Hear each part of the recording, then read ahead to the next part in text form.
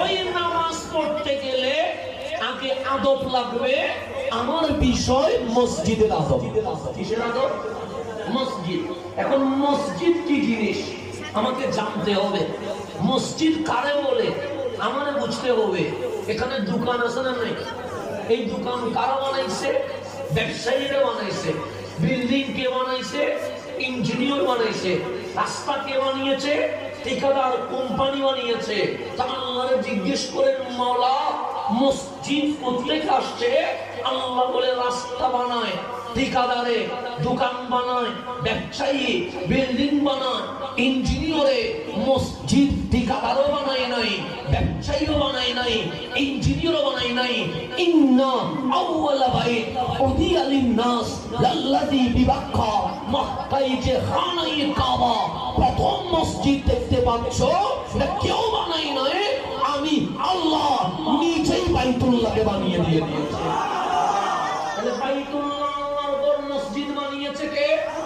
আল্লাহ বলছে ইন্না, নিশ্চয়ই, আউওয়ালা বাইত, আউওয়াল মানে প্রথম, আল বাইত মানে ঘর, ইন্না আউওয়ালা বাইত উদিয়া লিন-নাস যেটা মানব জাতির ইবাদতের জন্য বানিয়েছি, বিবাক্কা সেটা মক্কায় অবস্থিত আছে। যখন আদম নামের আদম নাই, যখন মানুষ নামের মানুষ নাই, যখন পশু নামের পশু নাই, যখন প্রাণী নামের প্রাণী নাই, আমি আল্লাহ এই জমিনে সর্বপ্রথম মসজিদ বানিয়ে দিয়েছি। এখন আসেন মসজিদের আদব আমার বিষয়।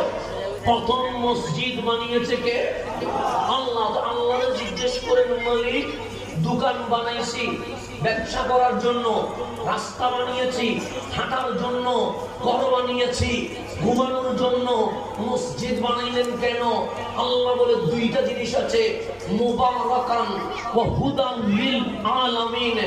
এক, আমার ঘর বাইতুল্লাহ, মসজিদে আমি আল্লাহ বরকত রেখে দিয়েছি, ওয়া হুদান লিল আলামিন। জগৎ যদি হেদায়েত চায়, আমি আল্লাহ খানায়ে কাবার ভেতরে বিশ্ব জাতির জন্য হেদায়েত রেখে দিয়েছি। তাহলে ঘরের পাওয়ার আছে না নাই? আছে। বাইতুল্লাহর পাওয়ার আছে না নাই? আছে। আমার কথা বুঝেননি? বুঝতে লাগবেন না? দিকে যা গভীর হয়ে যাওয়ার পরে সময় যেহেতু কম, আমাকে বারবার মাহফিলে দাওয়াত দিয়ে, যেদিন আমার জুমা ঢাকায় থাকে, আমার কি ঝামেলা আল্লাহ জানে। এর আগেও দাওয়াত দিচ্ছে আমি ঢাকা নিয়ে দৌড়াদৌড়ি, আজকেও দাওয়াত দিচ্ছে ঢাকা নিয়ে দৌড়াদৌড়ি। এই দৌড়ের উপর থাকলে মনোযোগ কি হয়ে যায়? বেশ কম হয়ে যায়।